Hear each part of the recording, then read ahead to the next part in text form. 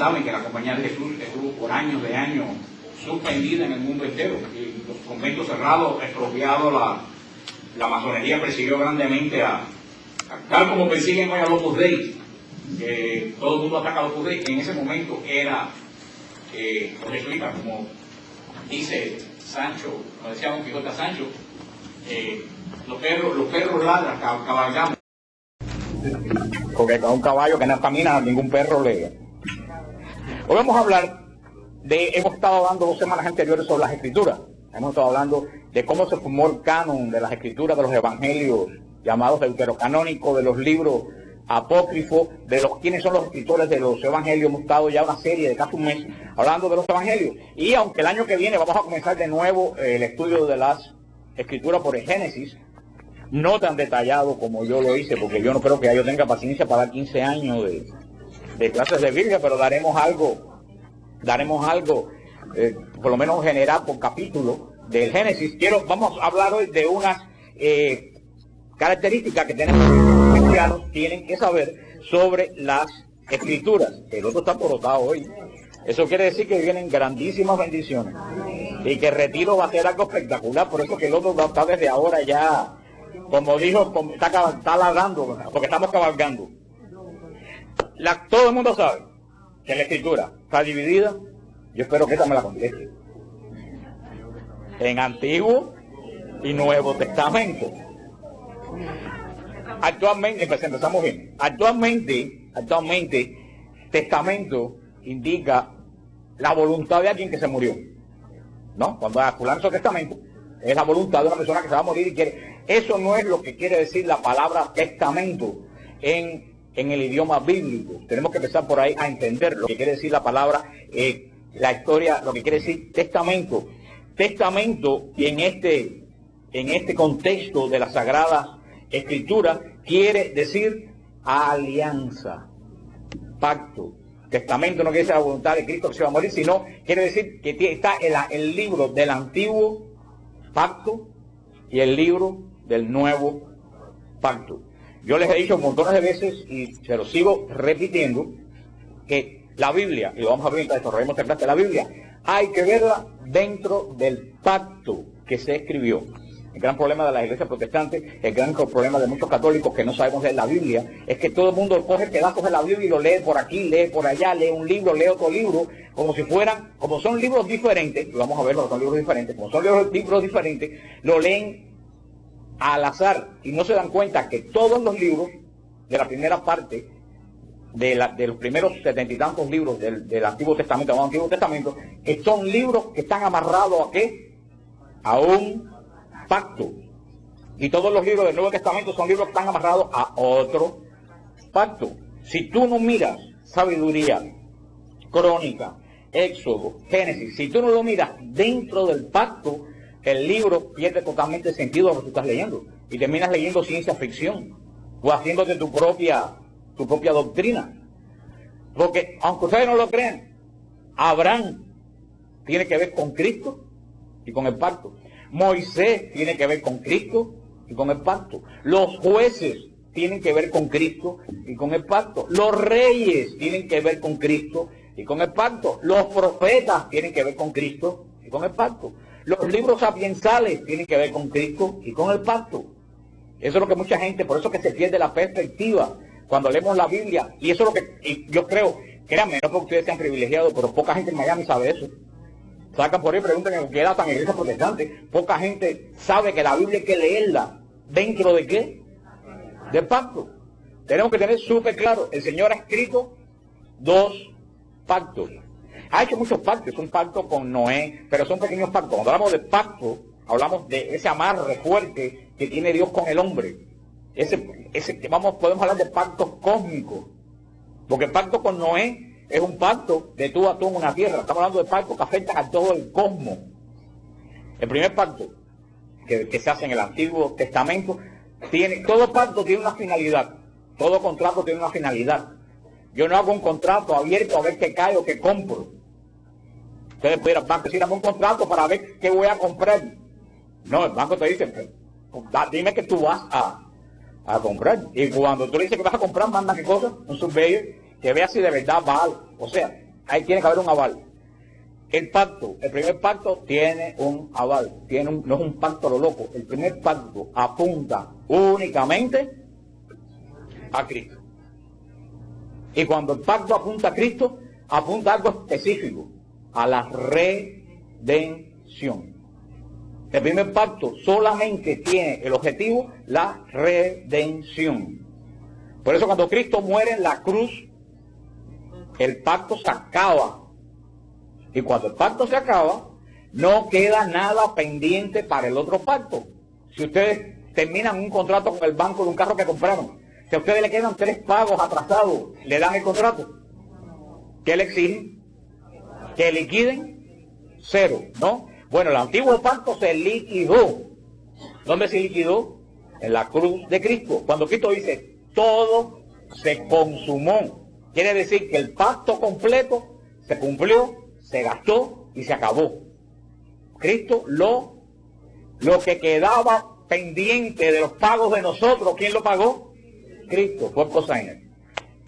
Por eso, no hay profecía de Daniel, no hay profecía de Isaías que se vayan a cumplir en el 2025. Todas las profecías del Antiguo Testamento apuntaban a Cristo y se cumplieron con la muerte de Jesús, y la palabra de Jesús son claves. Así termina el Antiguo Pacto. Todo se cumplió. Y la cortina se rasgó. Comienza el nuevo pacto. El nuevo pacto apunta exactamente lo mismo que el primero. El primer pacto apuntaba a la ¿qué? A la redención. El segundo pacto apunta a lo mismo, al cumplimiento de la redención. Porque la redención, aunque a ustedes me entiendan, que digan que estoy diciendo lo que no es, de en cierta forma la redención está hecha, pero la salvación no está completa. Fíjense, la redención está hecha. Cristo nos redimió, nos dio posibilidades de entrar a la presencia de Dios, pero la salvación no está completa. ¿Por qué la salvación no está completa? Porque mientras quiere un ser humano por salvarse, la salvación está. Por eso que Jesús está delante del Santo de los Santos como sumo y eterno sacerdote. Por eso el segundo pacto apunta a la consumación de la salvación. ¿Cuál es la consumación de la salvación? Cuando Jesús venga a juzgar vivos y muertos. Ahí sí pueden estar seguros que toda la obra de Jesús va a estar completa. Por eso dice que al final de la historia Cristo va a entregar el reino al Padre. El reino que el Padre hizo 7 veces muy bueno, que nosotros echamos a perder. Jesús lo va a restaurar y se lo va a devolver al Padre muy bueno. Con una diferencia, que en el primer pacto estaba el demonio triunfando. Cuando se acabe el segundo pacto, el demonio va a estar totalmente destruido. ¿Ustedes entienden eso?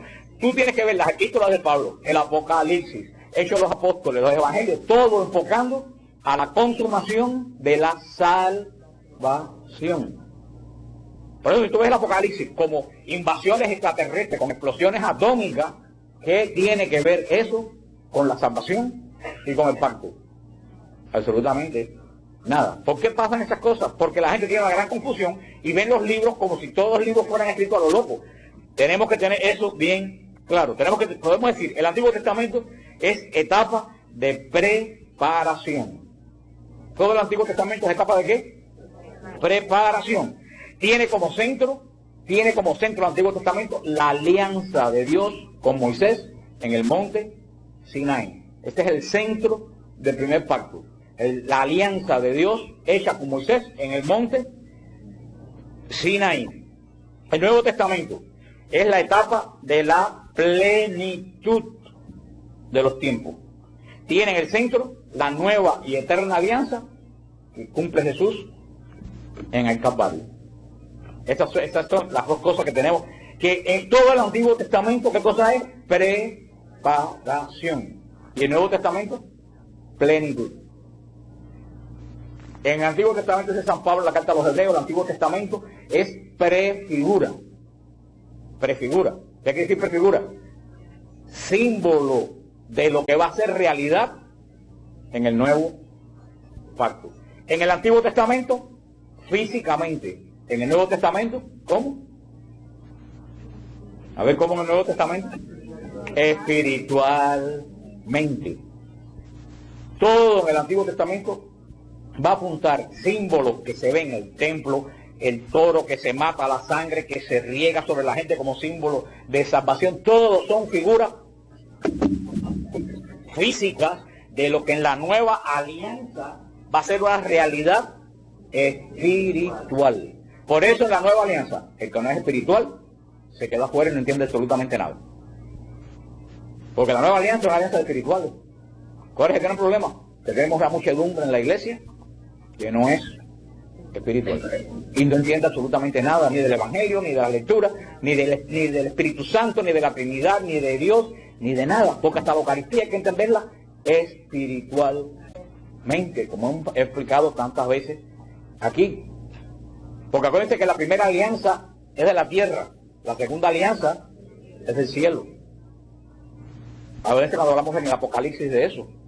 En la primera alianza todo el hombre lo ve con ojos humanos. En la nueva alianza todo el hombre lo ve desde el trono de Dios para abajo, como Juan vio la historia, visto desde el trono de Dios, que es muy diferente cuando tú lo ves desde la tierra. Por eso la primera Jerusalén, y lo hablamos en el Apocalipsis, la primera Jerusalén es de la tierra, hecha en bloque, ahí vamos nosotros todos los años. La segunda Jerusalén es del cielo, es la Jerusalén espiritual del cielo, a la cual todos pertenecemos. ¿Tienen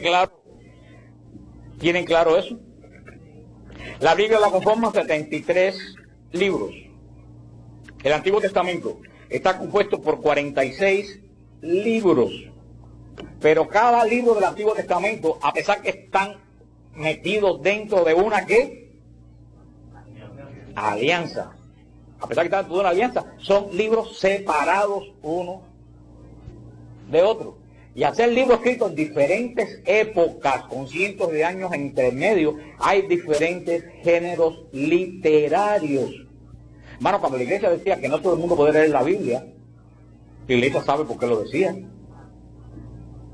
La Biblia es un problema. Cuando tú no la lees, como la tienes que leer, termina la gente media loca, termina la familia dividida, termina gente volando ranchos, gente en secta, por no leer la Biblia adecuadamente. Por eso que la iglesia dijo, la Biblia sin una guía adecuada es un problema.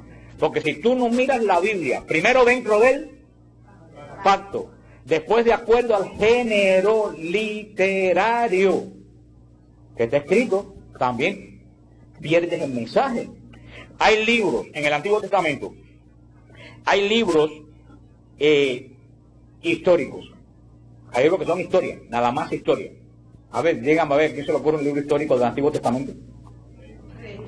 Reyes, Macabeos, Reyes, Crónicas, ¿no? Entonces son historias del pueblo de Israel, pero ojo, esa historia también está dentro del pacto, porque nos narra cómo ese pueblo tuvo que vencer las dificultades para llegar a la plenitud del primer pacto. Hay libros históricos, ya nos mencionaron algunos. Hay libros didácticos, y ese es otro género. Libros didácticos, el libro que ustedes lo crean, el libro de Job, es un libro didáctico. El libro de Job no es histórico. Si ustedes leen, Job ni siquiera es judío. Job es de otra nacionalidad. Job no está en el pacto. El libro de Job es un libro didáctico. El libro de Job enseña a Israel cómo lidiar con el sufrimiento que dice que nos cae y uno no sabe por qué llegó.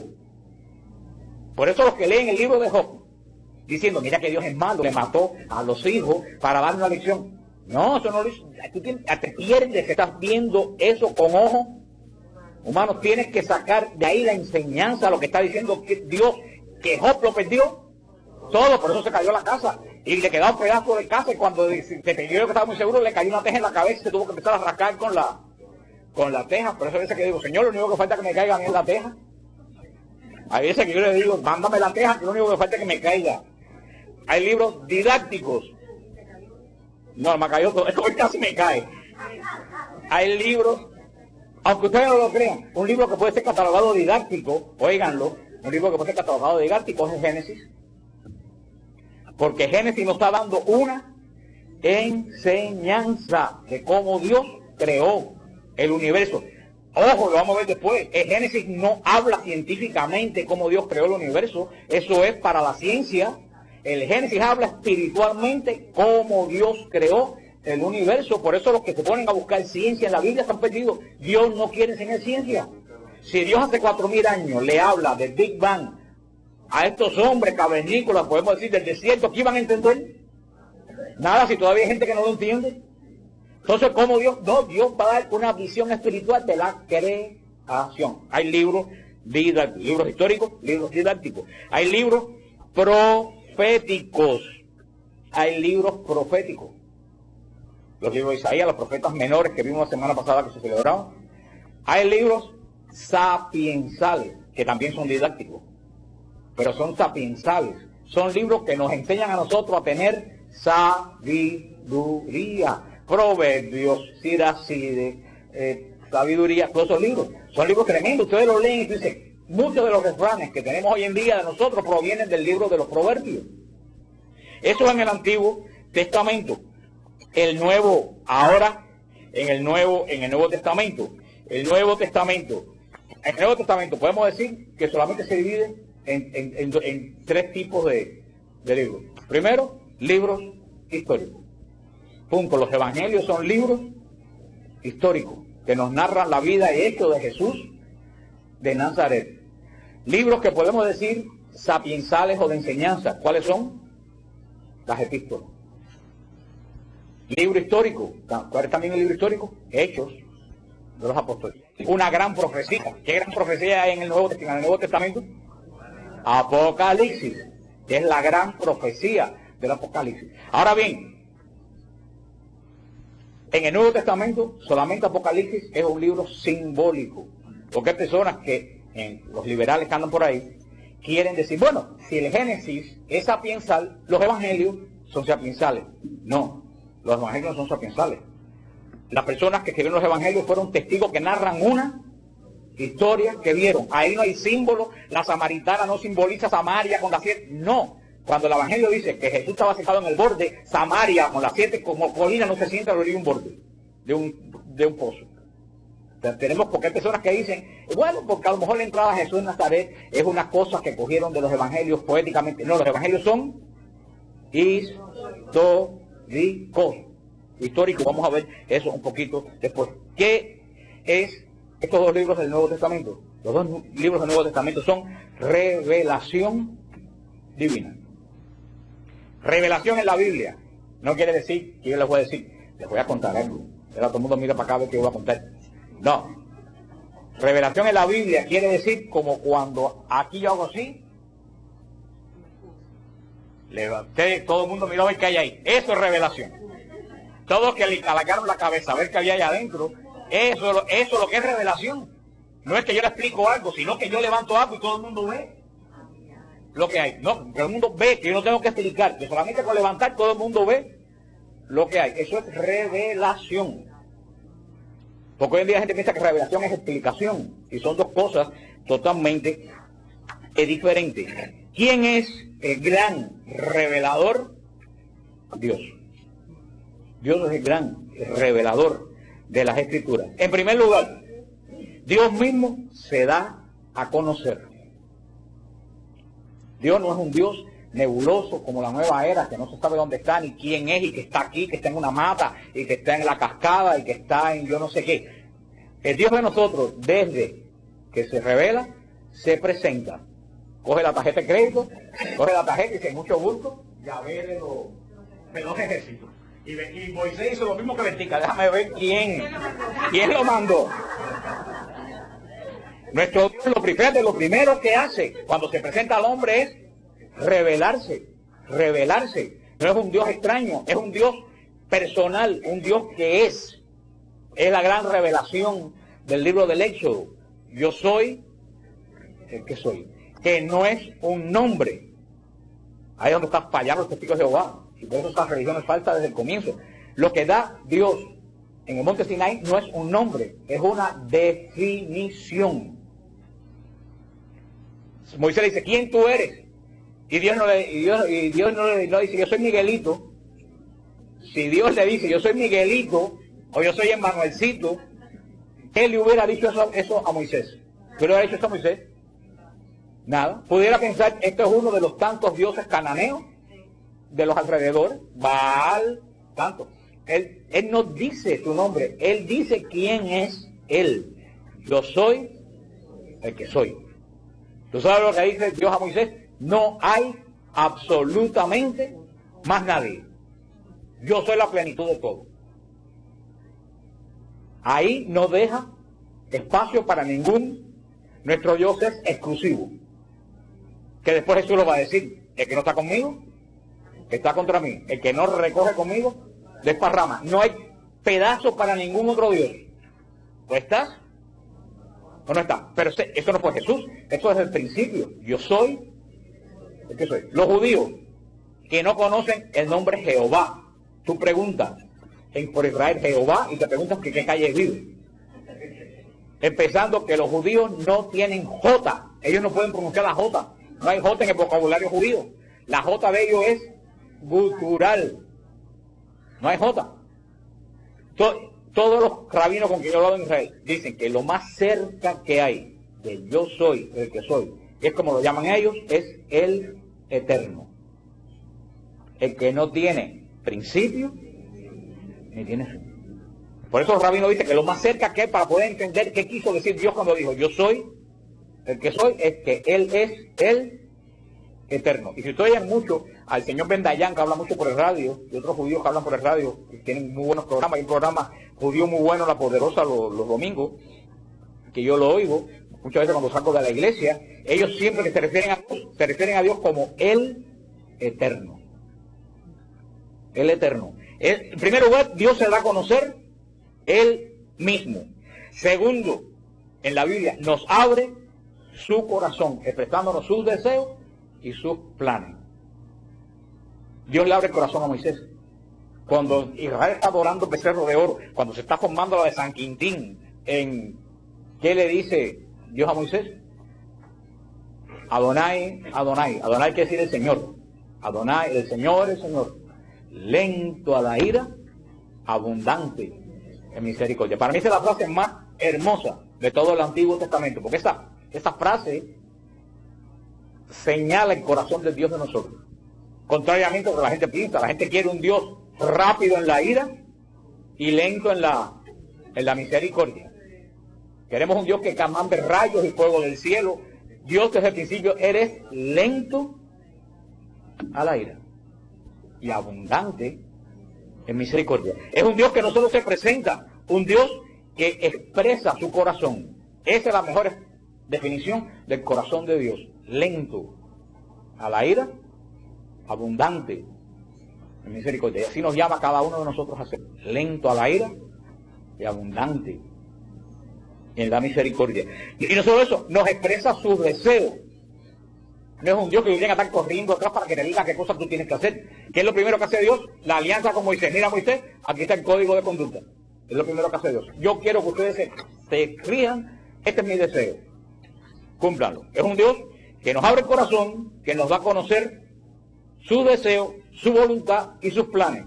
¿Cuál es el plan de Dios desde el principio? A ver, no voy a rifar un viaje a Israel, no vaya a hacer que alguien se lo saque como el otro día. El plan de Dios es la salvación. No, yo no dije que iba a dar nada. Procura, mira, ponte de acuerdo con Rosana ahí para que ella hace su lista aparte para su viaje y busca descuentos en... A ver qué te busco, porque yo ni a mí ni descuentos me dan.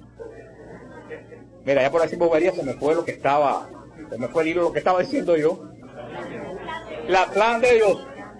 Mire, hermano, hay una rama de los protestantes que creen en la predestinación. Hay una rama protestante, los calvinistas, creen en la predestinación. ¿Qué cosa es la predestinación?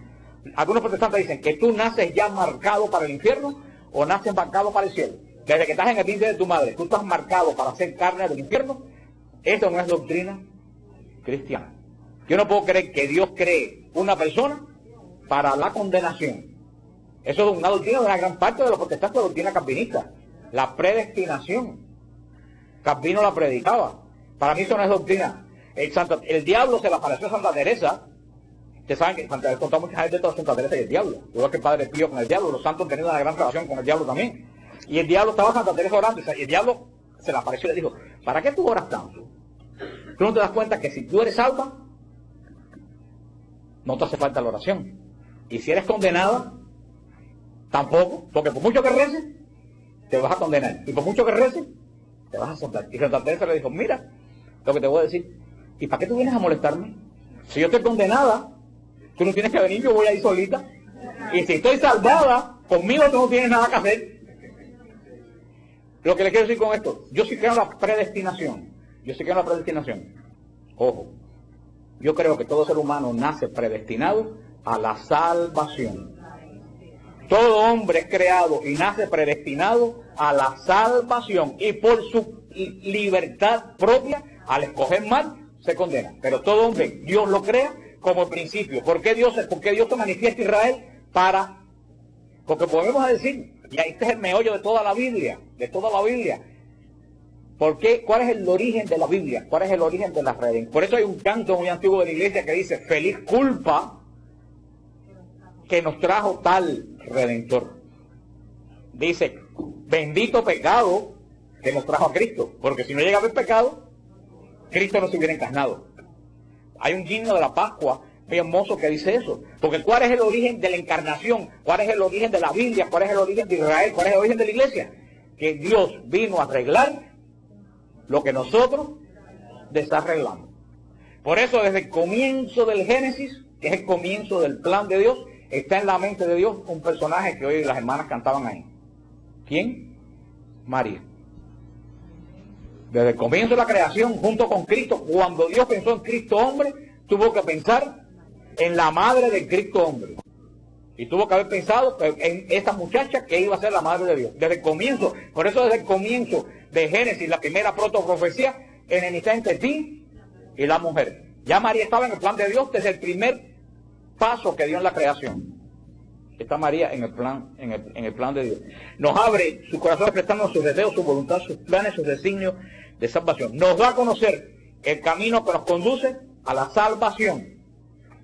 Dios nos da a conocer el camino que conduce a la salvación. A Israel se lo demostró por medio de la, ¿qué cosa? Ley. De la ley. Dios le dijo, si tú cumples esto, tú vas a tener vida en abundancia. Cuando llegó la plenitud, esa ley se convirtió en ¿qué? En Jesucristo. O sea, para nosotros el camino de la salvación, ¿quién es? Dios mismo. No es un Dios que se sentó allá arriba y trazó un plano y nos lo dio. Es un Dios que vino y nos dio el ejemplo de cómo tenemos que vivir. Es como esa gente que están construyendo una casa, se quita la camisa y se mete con los trabajadores a cargar ladrillos siendo el dueño de el que está pagando. Es como el famoso padre Damián, que para poder entender los leprosos se inyectó el virus de la lepra, estando sano, para poder tener compasión y sentir lo que sentía. Eso es lo que hizo Cristo. Cristo se inyectó el virus de humanidad de nosotros, que no tiene necesidad ninguna de venir a pasar todo lo que pasó desde que nació. Por eso no es solo un Dios que nos enseña el camino, es un Dios que va. Fíjate, hasta en el Antiguo Testamento, ¿quién iba delante de Israel por el desierto? Dios. Desde que Israel salió de Egipto, delante iba Dios. ¿Quién va delante de nosotros en todo el camino de nuestra salvación? Cristo. Cristo. ¿Cómo se revela Dios? Sabemos que la Biblia es revelación de Dios. ¿Cómo se revela Dios? Dios se revela de dos formas: de obras y de palabras. Dios se revela de dos formas: de obras y de palabras. ¿Cuál es la mejor revelación de Dios? La que la obra y la palabra están unidas. Ni obra sola, ni palabra sola. ¿Dónde se unen las obras y la palabra? En Jesucristo. En Jesucristo se une la palabra de Dios con la obra. Esto es muy profundo, ¿ustedes entienden eso? En Jesús se une la palabra de Dios con la obra. Porque hay un misterio muy grande en la Trinidad, que yo no quiero entrar en la Trinidad, porque eso es prohibido. En la Trinidad lo único que uno puede hacer es, mira, y pegar la cabeza en el piso, quitarte la sandalia. Pero hay una cosa que es muy hermosa. Cristo, ¿cómo se llama Cristo en la encarnación? Palabra, verbo. Y yo leí un libro que decía eso. Así como que yo les digo a ustedes, vamos a terminar la clase. ¿Y qué sucede? Se termina la clase. ¿Por qué? Porque yo les digo a ustedes, ¿qué cosa? Palabra. la palabra de Dios, de una forma que nosotros lo conocemos, es Cristo. Lo que para ustedes es una orden auditiva, Dios hacer un ser totalmente diferente. Cuando Dios habla, ¿qué sale de él? Cristo. Podemos decir que Cristo es la voluntad de Dios expresada. Cristo es la voluntad de Dios expresada. Es el verbo. Porque no es palabra estática. No es palabra que se sienta ahí para que la adore. No, es una palabra que siempre está. Fíjate que cuando Dios dice Génesis, que lo crea en la Biblia, no lo crea con las manos como los incas, o como la gente de Chichen Itzá, que creen los hombres de maíz. Dice, hágase, hágase, hágase, hágase, hágase. ¿Con qué crea Dios todo? Con la palabra. Ese hágase, ¿quién es? Cristo, el verbo. No lo podemos entender si pensamos humanamente, pero acuérdense que estamos hablando de un ser que nosotros no entendemos absolutamente nada. Así como una hormiga, a lo mejor ve que de buena primera, yo grito, sale todo el mundo corriendo, y la hormiga dirá, no entiendo qué pasó ahí, porque ella no sabe lo que estoy diciendo, y que ustedes entendieron, nosotros no entendemos lo que dijo Dios y que salió de... Es misterio, pero para que ustedes tengan una idea. Yo sinceramente creo que todas estas cosas deben ser explicadas a la iglesia. Yo creo que se pierde mucho tiempo hablando bobería. Sermones que tú sales y tú no aprendiste nada, ni entendiste nada, ni creciste nada, y no lo digo yo, lo digo el Papa. El Papa Juan Pablo II dijo que los sermones en la Iglesia Católica no transformaban a nadie porque no se preparaban bien preparados. Hoy me escribió un diácono WTN diciendo que le explicara le diera un manual para predicación, para hacer sermones. Le dije, hermano, si tú quieres manual de la predicación, arrodíllate y ora. Porque dijo San Juan de Ávila que el que predica debe gastarse más las rodillas orando que los ojos estudiando. Porque tú puedes estudiar mucho y cuando llega la hora de decir no sabes decir nada ni poder articular tus palabras. O sea que lo que sale por boca del predicador es lo que el Espíritu Santo. Ahora tampoco tú puedes ser un burro, porque el Señor nos saca de la cesta de los panes, por lo menos habían 2 panes. Si no llega a haber 2 panes, el Señor no saca nada, porque Dios de la nada, Él puede sacar algo, pero estoy hablando en el plano humano, no saca nada. Para que un predicador pueda sacar algo de sí, tiene que tener algo adentro, pero tampoco confiar en lo que tú vas a decir, el plan que tú vas a hacer. Tú tienes que prepararte, es decir, Señor, ahí está todo ligado a lo que yo sé, ahora de ahí saca tú lo que tú quieres que se diga. Como una vez un hermano que anda por aquí, que no voy a mirar para no evitar problemas, le dijo, no sé por dónde está, le dijo un sacerdote, se paró, sí, muy inocente, tú sabes, como los niños se paran, así, se paró delante del sacerdote y le dijo, padre, usted ora. Cuando se acabó la misa, y el padre le dijo, ¿y por qué tú me preguntas eso? Dice, porque no se nota. Yo dije, trágame tierra, pero yo dije, este hombre ha dicho lo que yo pienso y no me ha atrevido. Yo dije, santa inocencia, porque no lo dijo con malicia. Tú sabes capaz que dice algo con malo. Lo dijo porque de verdad, dijo, aquí hay algo que no me cuadra en todo esto. Y por eso dijo, yo sé lo que no cuadra aquí es la falta de oración. Y hablaba perfectamente bien, pero hablaba académicamente. El fiel sabe, cuando se habla académicamente, alguien me decía, ¿con qué seguridad tú dices las cosas? Digo, porque las creo. Si yo no las creyera, yo no lo pudiera decir. Por eso que yo digo, ¿se creerá muchas veces lo que se dice? ¿O estaremos hablando académicamente? Pues Dios se revela en obras y de palabra. ¿Cómo se transmitió la revelación divina? Esta revelación de Dios del comienzo, y aquí tenemos que tener algo bien claro. Primero se transmitió oralmente. Israel por siglos de siglos no conoció la escritura hasta el periodo babilonio. Es cuando se vino a oficializar con los escribas que lo tomaron de Babilonia. Aunque había 7 escrituras, pero una escritura muy rudimentaria que no había un establecimiento para escribir los libros. Había rudimentos, fragmentos, tablas, pero toda la primera parte de la Biblia se transmite oralmente. Por eso que si ustedes ven que Génesis es repetitivo, y vio Dios que era bueno, y vio Dios que era bueno, pasó el primer día, pasó el segundo día, y vio Dios que era bueno, porque eso se iba transmitiendo de generación En generación, esta es la tradición oral que se transmitió vivamente de padre a hijo, de tribu a tribu, que estaba guardada en el corazón del pueblo de Dios. Más adelante, esta tradición, sobre todo el periodo de florecimiento del escribir en la Biblia, aunque vamos a decir, había escritura anteriormente, pero la escritura judía hasta el día de hoy es muy elemental. Créanme, hasta el día de hoy, en el siglo XXI, la escritura judía no hay vocales hasta el día de hoy, nada más que hay consonantes. Y yo le decía a los amigos míos de Israel, entonces, ¿cómo tú lees un letrero que tú nunca has visto? Dice, no lo puedo leer, tengo que preguntarlo. ¿Cómo suena? Es como si pusiera NSQR. A lo mejor si tú sabes lo que quiere decir, tú lo sabes, pero si tú llegas por primera vez y lees, no es como nosotros, no hay vocales hasta el día de hoy. Ahora hay un sistema nuevo, que lo tienen en algunos lugares, en otros no, que ponen en puntito, debajo de las consonantes, las vocales. ¿Un puntito? ¿Dos puntitos? Ahí, así. Ahora sí, dijeron la B, está muy mal en gramática. Y ahora se puede leer, pero no, todavía no está generalizado. Si ahora en el siglo XXI la escritura es tan rudimentaria, un idioma muy rudimentario en palabras. No hay palabras abstractas, solamente palabras concretas. Un idioma muy limitado. Ahora, imagínense en la época de Moisés. Por eso, cuando Israel va a Babilonia que ya tiene un sistema de escritura, y tiene un código de Hammurabi y todo está desarrollado, Israel aprende de la escritura babilónica y trae esos conocimientos al templo y comienza la escuela de los escribas.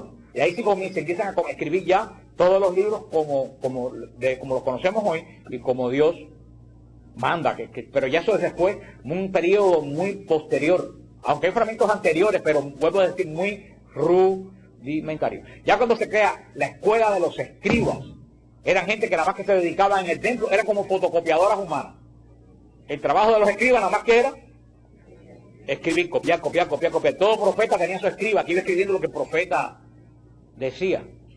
Las tradiciones orales se fueron escribiendo. Ahora, ¿quién escribió la Biblia? Por supuesto, la inspiración de la Biblia viene de... Ahora, los hombres que escriben la Biblia se llaman agiógrafos. Agiógrafos. Se llaman los que escriben la Biblia. ¿Por qué se llaman agiógrafos? Porque verdaderamente hay muchos libros de la Biblia que no sabemos quién los escribió. No por los liberales que dicen que los evangelios no lo escribieron San Mateo o el otro. Estamos hablando de una época ya de San Mateo, San Juan y San Lucas histórica, cuando la cultura griega está totalmente desarrollada, cuando ya Cicerón escribió sus libros en Roma. Estamos hablando de 2000, 3000 años atrás, cuando Roma no existía, cuando Grecia no existía. Por eso muchas veces no sabemos quién escribió los libros del Antiguo Testamento, en el sentido que en el Oriente, en esa época, no había tanta importancia como quién escribe el libro, como qué es lo que está diciendo. Asimismo, que todo el mundo sabe que Deuteronomio sale de quién, de Moisés, el gran legislador. Pero es muy posible que no lo haya escrito Moisés, que lo hayan escrito gente posteriores con la enseñanza de Moisés. Porque no se especificaba en esa época tanto en el autor como en el mensaje. Por eso todos los escritores del Antiguo Testamento, se puede saber seguro que David escribió bastantes salmos, aunque no todos. Se puede saber que Salomón escribió 1 o 2 libros sapiensales. Pero, ¿quién escribió los Macabeos? ¿Quién escribió Levítico? Sabemos que fueron sacerdotes levitas, pero ¿qué nombre de persona? No sabemos. Por eso a los escritores sagrados, ¿cómo se les llama? Agiógrafos, los que recibieron la inspiración de Dios y lo plasmaron. Pero siempre tenemos que tener bien claro que el autor de la escritura es Dios mismo. El hombre solamente escribe lo que Dios le inspira. Punto. Por eso no es importante saber quién escribió. ¿Quién escribió? Dios. Punto. Materiales de escritura no nos interesa mucho quién se escribió, pero la Biblia se escribió en papiro y en unas tiras como de una especie de cuero que se llama pergamino, pero es una especie de cuero animal que había en la época. Por eso que muchos libros de la Biblia hoy no se encuentran, a no ser lo que les expliqué la semana pasada, porque en tantos avatares Jerusalén fue totalmente destruida hasta abajo, quemada. Cuando los macabeos, cuando la época que Antíoco Epífanes invadió Jerusalén, todo el templo fue profanado, todo fue, o sea que Jerusalén ha sufrido muchos avatares, pero esos eran los materiales con que se escribió la Biblia. ¿Cuándo se empieza a escribir la Biblia? Se cree que la Biblia se empezó a escribir alrededor del año 1000 antes de Cristo. No que ocurrió que se hizo un intento de empezar a escribir de alguna forma y se terminó de escribir. Dicen los historiadores que en el año 95 de nuestra era con el Apocalipsis. Yo creo, para mí, por todo lo que expliqué cuando veo el Apocalipsis, para mí el Apocalipsis se escribió cerca del año 70, antes de la destrucción del templo. Pero en el año 70 o en el 95 eso no es importante. Conclusión es que que la Biblia se escribió en un periodo de 1100 años, vamos a decir. Hermano, acuérdate que es un libro que se comienza a escribir en el año 1, un ejemplo, y se termina en el año 1100. Todo ese tiempo, o sea, no es un libro que alguien se escribió, pum, y lo escribió de un tirón. Es un libro. Por eso, ustedes entienden, que es muy interesante, que en el Génesis de la Biblia, esto es muy importante, hay dos traducciones, que vamos a explicarlo cuando estudiemos el Génesis. Por eso la gente dice, ¿por qué la creación? Hay dos relatos de la creación. Uno vio a Dios que era bueno, y otro cuando Dios crea al hombre de fango y lo sopla. Hay dos. La primera tradición del Génesis se llama tradición yavista. Yavista. ¿Por qué? Porque llaman a Dios, adivinen, como saben, Yahvé. El tetragrama, llaman a Dios. La segunda tradición es la tradición eloísta. ¿Por qué se llama eloísta? Porque llaman a Dios Elohim. Son las dos tradiciones. La tradición yavista. La tradición yavista es una tradición popular. Una tradición popular que tiene a lo mejor metido un poco de folclore. Porque todo esto, esta palabra de Dios mezclado con folclore israelí. Es la tradición yavista. Y parte de Génesis, parte del Éxodo, parte de Números, es tradición yavista. La tradición eloísta está escrita por los sacerdotes del templo. Tenemos ya una traducción seria, una traducción teológica. Es la traducción que es el Decálogo. Si tú comparas la creación de Adán y Eva con el Decálogo, tú te das cuenta que son una es un poco más frívola y la otra es más solemne. Son las dos, pero las dos son palabras de Dios, son palabras de Dios. ¿Por qué? Porque la tradición eloísta, que es Dios que era bueno, los 7 días, ¿qué es lo que quiere decir Dios a la gente? Es cómo Dios crea el mundo del desorden, ¿a dónde? Al orden. De la nada a lo máximo de la creación. ¿Quién es lo máximo de la creación? El hombre. Fíjate que no aparece el hombre y después aparecen los peces, no. Esa es totalmente ordenada, hasta desde el punto de vista de creación, de la evolución de la materia. Empieza la vida en el mar, va subiendo para los vegetales hasta que llega al hombre. Fíjense que no es contradicción si tú sigues el ritmo de la creación. Esa es la creación. Ahora, ¿cuál es la tradición yavista popular de los juglares? Que todo el mundo empezó a decir la pregunta que se hacen todos ustedes.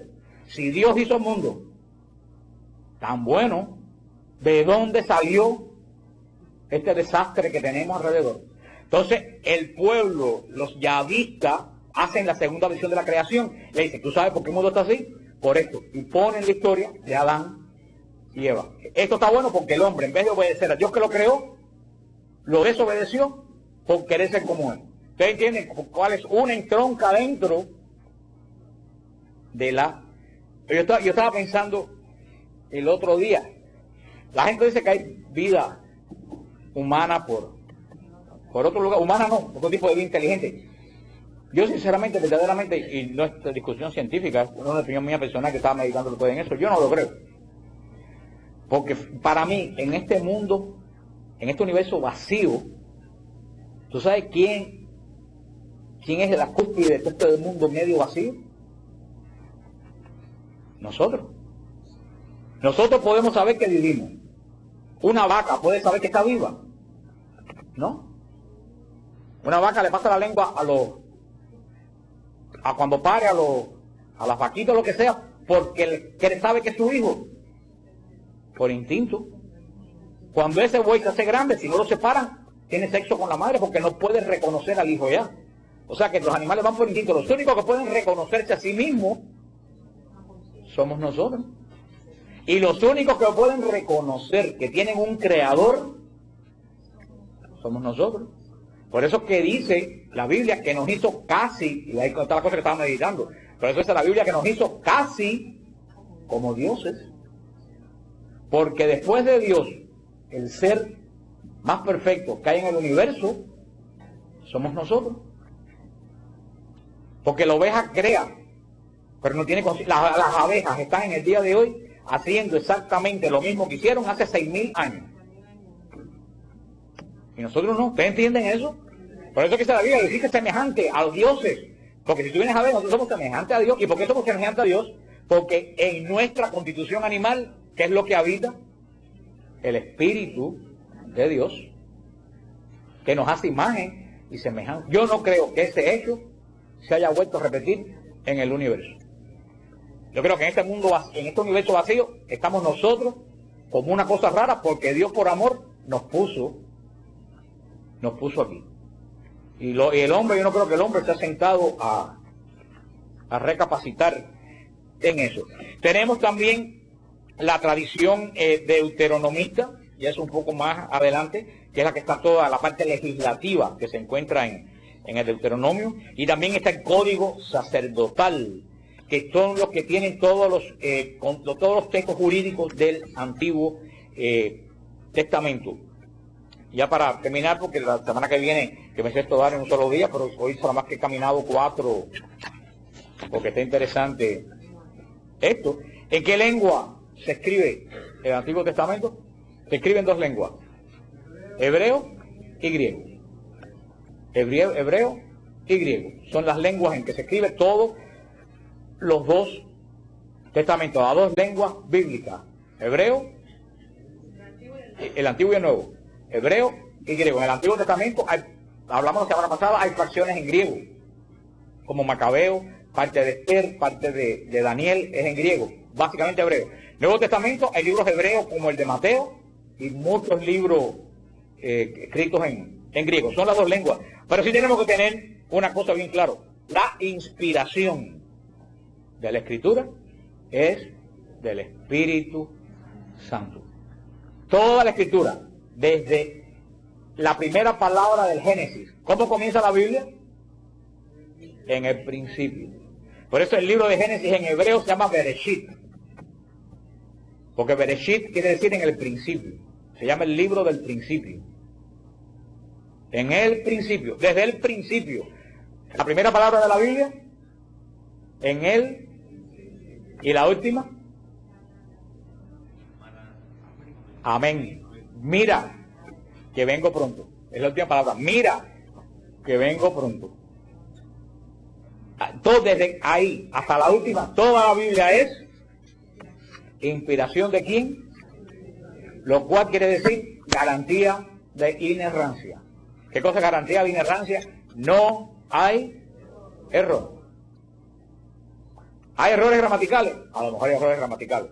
Cuando estamos hablando que no hay error, es que no hay error en la revelación que Dios nos ha dejado a nosotros. No quiere decir que la historia no se equivocó, pasó primero o después. Cuando estamos hablando de error espiritualmente, no hay error ¿Qué es lo más importante? ¿La parte histórica de la Biblia o la revelación espiritual de Dios? En la revelación espiritual de Dios no hay error. La Santa Madre Iglesia, junto con todos los apóstoles, con todos los padres de la Iglesia, siempre ha dicho, desde todos los concilios, hasta el catecismo de la Iglesia, que todos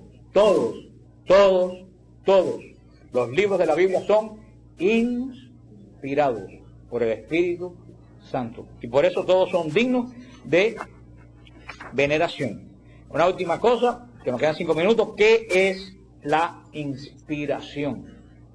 La inspiración, dice aquí en esto que saqué, es la acción que el Espíritu Santo ha ejercido sobre los escritores sagrados. Esa es la inspiración. Todo lo que el Espíritu Santo ha movido a los escritores sagrados a escribir constantemente, eso es lo que es la inspiración.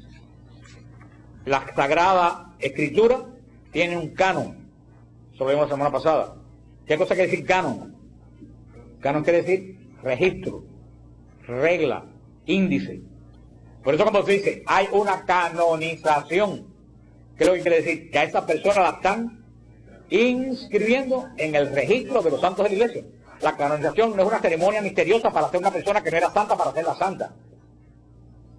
El Padre Pío, cuando llegó, que tiene la canonización, hacía 40 años que ya era santo, si no, nunca hubiera llegado a la canonización. La canonización es el acto en que el Papa inscribe al Padre Pío en el registro de los hombres que tenemos la seguridad que están delante del trono de Dios. Punto. Eso es lo que hay que decir canon. La Escritura, lo vimos la semana pasada y no vamos a abundar en ello, tiene un canon. Hay un canon del Antiguo Testamento y hay un canon del Nuevo Testamento. Y terminamos con las palabras del concilio, de la constitución divina, de la palabra divina del concilio, donde dice, como todo lo que afirman los hagiógrafos, cuando ustedes digan por ahí la palabra geógrafo, ya ustedes saben a qué se refiere. Como todo lo que afirman los hagiógrafos o autores inspirados, lo afirma el Espíritu Santo, entonces se sigue que los libros sagrados enseñan sólidamente, fielmente y sin error la verdad que Dios hizo consignar en dichos libros para nuestra salvación. Ahí está aquí de la cosa, eso no está escrito ahí para que cualquiera lo estudie, todo lo que está escrito aquí está escrito para nuestra salvación. Toda la Escritura inspirada por Dios es útil para enseñar, reprender, corregir, instruir en la justicia, para que el hombre de Dios esté en forma equipado para toda obra buena, como lo dice el mismo San Pablo. O sea que toda la Biblia es inspirada. Pero vuelvo a decir, no es inspiración para que yo diga, ay, qué bonita, no es inspiración puesta para... ¿Cuál es el objetivo de esa inspiración? Mi salvación. Buscar en la Biblia otra cosa que no sea mi salvación. Y lo último, antes que se me vaya, que ya yo terminé, que ya voy a doblar esto para que vean que termine. Algo que yo quiero, hablando de lo que es la Biblia, yo quiero que a ustedes les quede bien claro lo que es inspiración y verdad. Cuando dice inspiración sagrada, no estamos hablando de inspiración histórica, que ustedes entiendan eso. Históricamente, la Escritura puede haberse equivocado en algo históricamente, que si Israel cruzó antes por Jericó y después por yo no sé dónde, que si el sol no se paró en Gabaón, porque cuando dice que el sol se paró en Gabaón, un ejemplo, ¿qué es lo que Dios quiere? Que la gente se entere de un fenómeno solar. Ahora viene mi pregunta, a mi salvación, ¿qué me interesa a mí un eclipse de sol? ¿Me interesa algo para mi salvación? No, entonces tienes que decir, cuando Dios dice que el sol se paró en Gabaón, vamos a ver qué es lo que dice para mi salvación. ¿Qué es lo que quiso decir? Que Israel, el sol no se puso hasta que Israel no ganó, porque Dios le dio luz a Israel hasta que Israel ganó, porque era la voluntad de Dios que ganara. Usted me entiende cómo hay que leer la Biblia, no haciendo énfasis que si la historia, que si históricamente puede haber error. Lo que es inspirado es el mensaje de ¿qué? De salvación, porque la Biblia no es un libro histórico. Científicamente pueden haber errores, sí pueden haber errores científicamente, porque la Biblia no es un libro científico. Ahora, el mensaje que Dios escribió para mi salvación, ¿puede haber error? No. Lo que revela Dios de sí mismo, ¿puede haber error? No. ¿Ustedes entienden eso? Porque hay gente que dice, ay, pero mira, me dijeron que si entonces, que si los monos, que si esto, que si lo otro, que pintan los monos en el plan de mi salvación. ¿Qué pintan los dinosaurios en el plan de, aunque hay algunos dinosaurios por ahí que estorban en el plan de la salvación, pero este es otro tipo de dinosaurio? ¿Usted me entiende lo que yo quiero que ustedes entiendan? Por eso, otra cosa, y es la última, muy importante para ustedes que leen la Biblia. Hay un solo mensaje bíblico, porque hay una sola verdad. Punto. Hay una sola verdad. ¿Cuál es la verdad? Que esto es un llavero. Yo le digo a ustedes, no, esto es un pavo de Thanksgiving. Y de verdad que yo estoy loco, veo que aquí hay un pavo, y mira que aquí está en la cresta, y aquí está. Y yo lo creo, porque estoy alucinando. Esa es una verdad parcial, porque la veo yo, pero es una verdad real.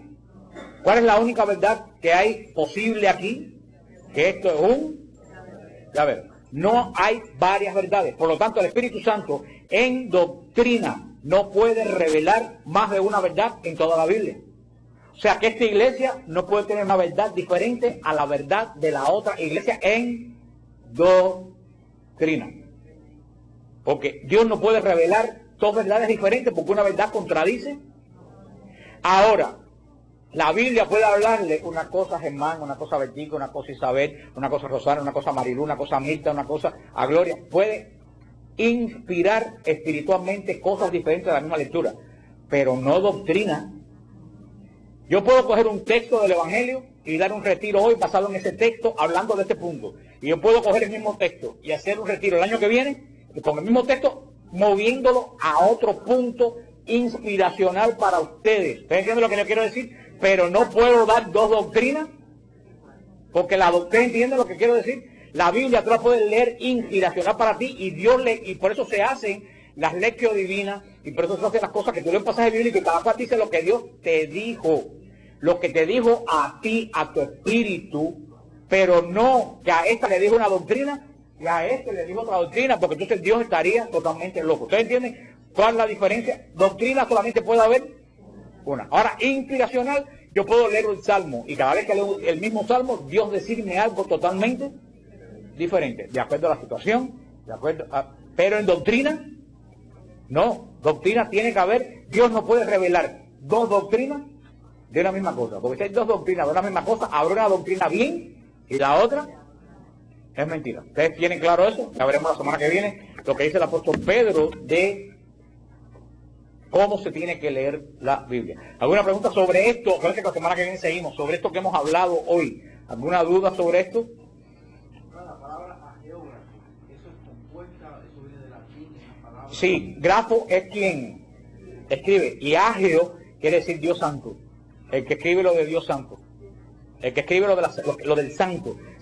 No hay traducción completa porque sería lo que se escribe del santo, que no nos dice nada. Lo que nos puede decir es el escritor sagrado, el escritor que escribe la palabra de Dios. Porque grafo quiere decir, y agio, como se canta en la iglesia de nosotros, agio teo, agio giro, agio tanato, Dios santo, Dios poderoso, Dios bendito.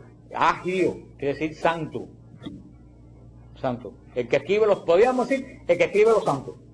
El que escribe los santos es agiógrafo.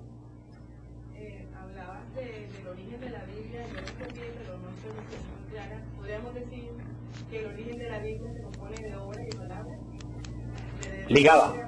Ligada. Es que tiene su plenitud en Cristo. Porque fíjate lo que tú preguntas.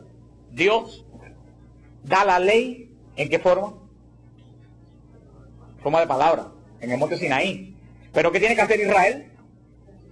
Vivirla, traducir la palabra ¿en qué? En obra. Porque si Israel no traduce la ley y no la vive, cae en pecado. Como los protestantes van a decirme que las obras no sirven para nada. Las obras es la plenitud de la palabra. No puede haber palabra sin obra, no en Dios.